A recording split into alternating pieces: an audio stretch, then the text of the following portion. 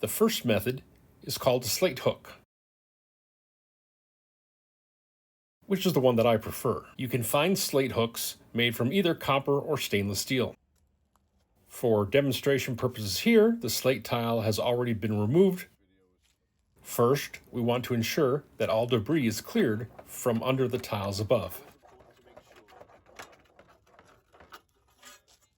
Next, use the tiles on either side as guides to mark a straight line where the bottom of the new tile will go.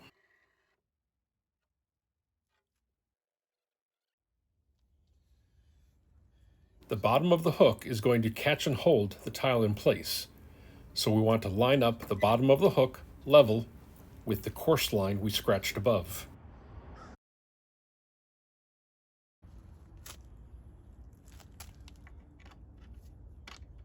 Then, nail the hook between the two tiles. Slide the new plate up past the hook, then use your slate bar to wiggle the slate down, catching the hook.